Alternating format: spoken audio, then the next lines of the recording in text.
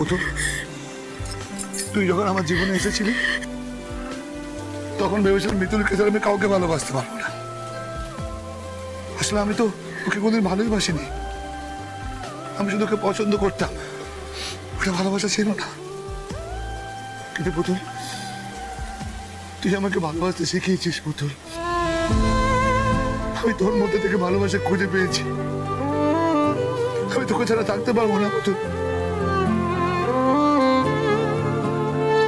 আমি তোকে ছাড়া থাকতে পারবো না পুতুল, আমি তোকে ছাড়া থাকতে পারবো না।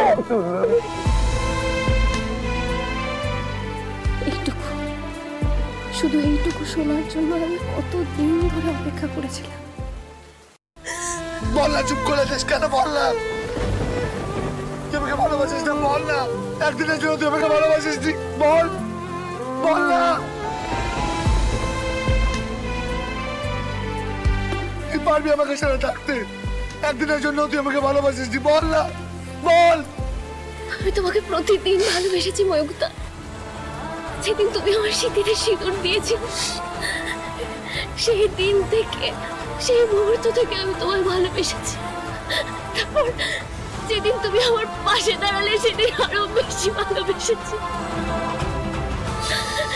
তারপর যেদিন বুঝিয়ে দিলে যে আমি তোমার স্ত্রী হওয়ার যোগ্য, সেদিন থেকে আর অনেক অনেক অনেক বেশি ভালোবেসেছি।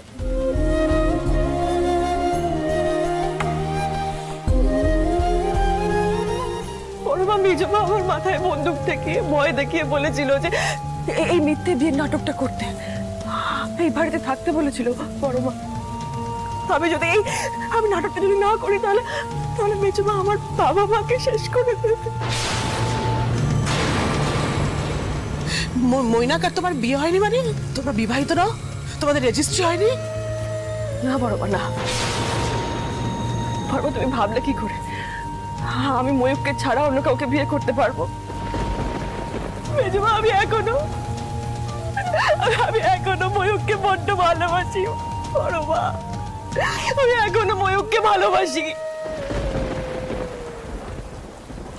তুমি না হয় বাধ্য হয়েছিল মিতুল মেজর কথা মানতে, কিন্তু মৈনাক কেন এই বিয়ে নিয়ে মিথ্যাটা মেনে নিল? কেস খেয়েছি রে। আর কি করে তোমায় বোঝাবো যে আমি তোমায় ভালোবাসি? আর কি করে বোঝাবো যে আমি তোমায় ভালোবাসি? আমি তোমাকে ভালোবাসি।